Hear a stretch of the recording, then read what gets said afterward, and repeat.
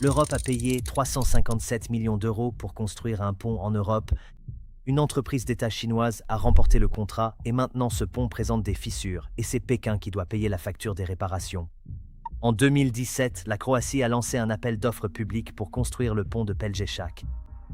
3 grandes entreprises ont soumissionné pour le contrat. L'une venait d'Autriche, une autre d'un consortium italo-turc, et la dernière était soutenue par le gouvernement chinois. L'entreprise chinoise China Road and Bridge Corporation, CRBC, a proposé l'offre la moins chère, 279 millions d'euros hors TVA. Le géant autrichien Strabag est arrivé avec une offre de 351 millions d'euros. Cela représente un écart de 20% sur le prix total. C'est significatif mais explicable. Ce qui n'était pas explicable, c'était ce qui se cachait derrière ces chiffres. L'un des plus gros coûts dans tout projet de pont est l'évacuation des terres, c'est-à-dire déplacer la terre pour pouvoir poser les fondations. Strabag a estimé ce travail à 1 900 000 euros. CRBC a estimé exactement le même travail à 75 700 euros. C'est 96% moins cher. Même terre, même site, même travail. Comment une entreprise peut-elle faire cela pour 96% de moins ? CRBC n'a aucune pression pour réaliser un bénéfice. C'est une division d'une entreprise publique chinoise entièrement contrôlée par Pékin, ce qui signifie qu'elle peut proposer des prix en dessous du coût, absorber la perte et continuer, car le retour financier n'a jamais été l'objectif. Le retour que Pékin recherche se mesure en influence géopolitique. C'est la stratégie des nouvelles routes de la soie. Depuis 2013, la Chine a investi 1,175 milliards de dollars américains dans les infrastructures de plus de 150 pays. Des routes, des ports, des chemins de fer, des ponts. La logique est simple. Si la Chine construit vos infrastructures, la Chine a un levier. Les routes commerciales se déplacent, des dépendances se créent et Pékin gagne de l'influence au sein des institutions, y compris potentiellement au sein même de l'Union européenne. Ce qui rendait Pelješac différent, c'était son emplacement. Pas l'Afrique ni l'Asie du Sud-Est. À l'intérieur des frontières européennes, financé par l'argent des contribuables européens.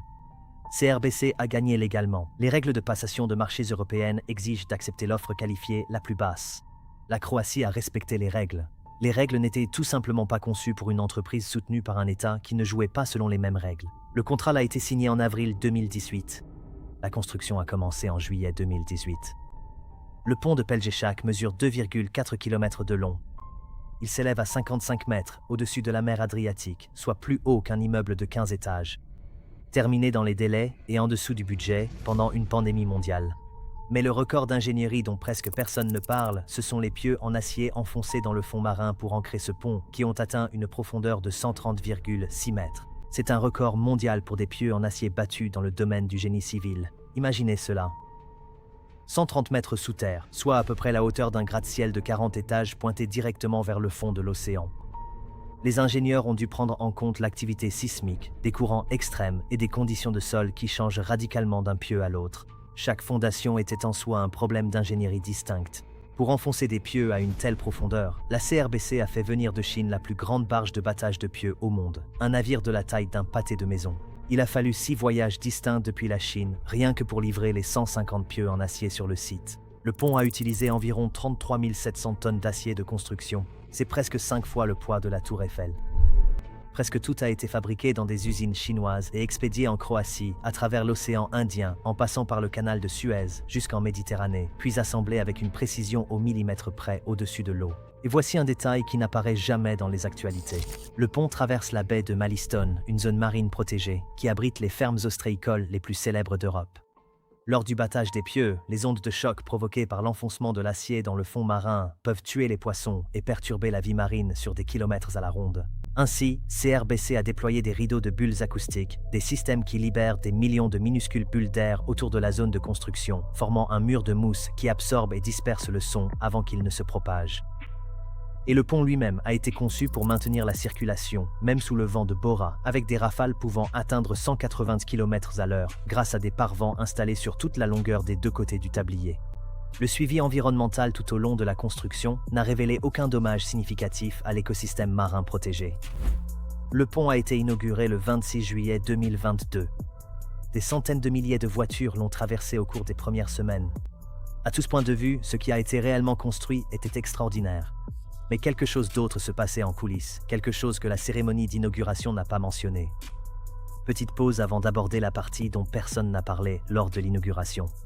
Des vidéos comme celle-ci demandent des dizaines d'heures de recherche, d'écriture et de production.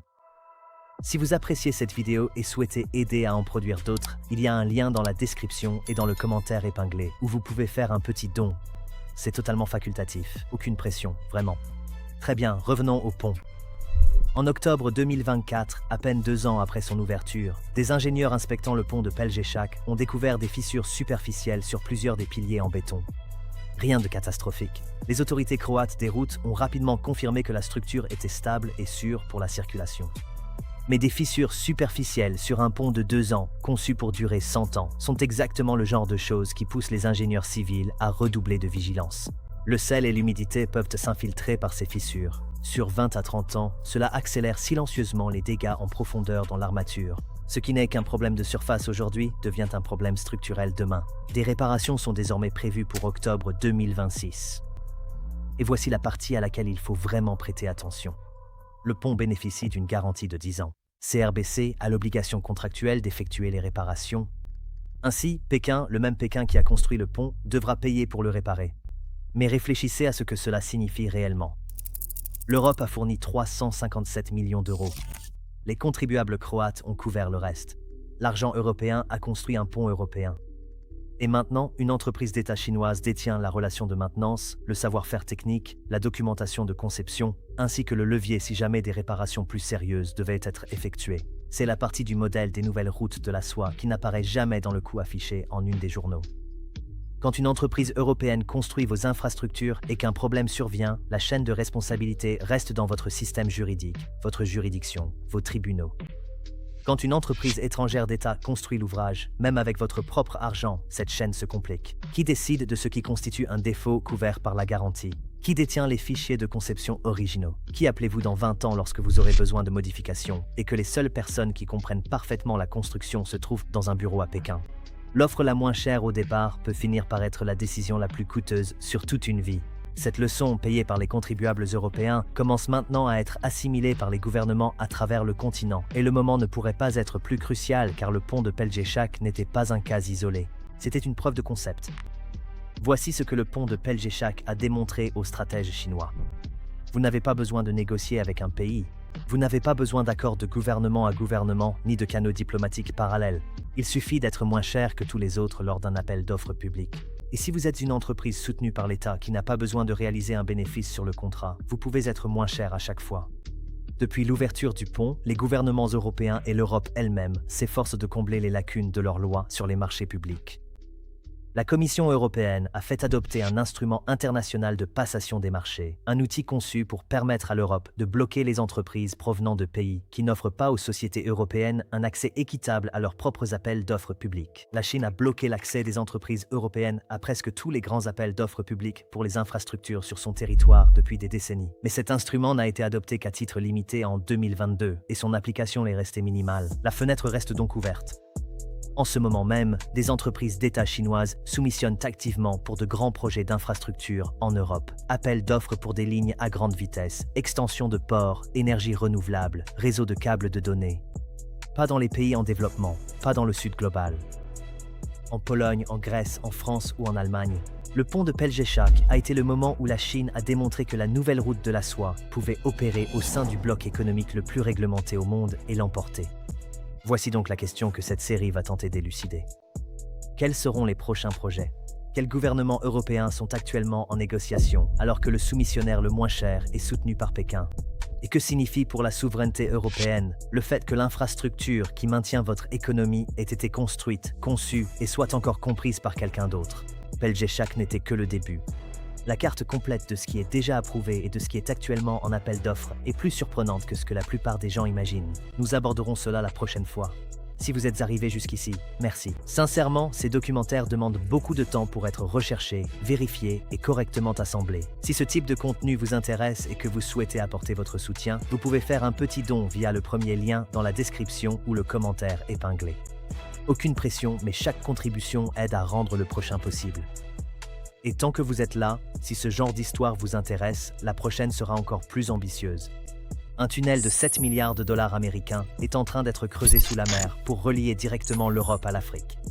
Qui le finance? Qui s'y oppose? Et pourquoi cela pourrait transformer l'une des routes maritimes les plus stratégiques de la planète? Cette vidéo s'affiche à l'écran en ce moment. Allez la regarder ensuite.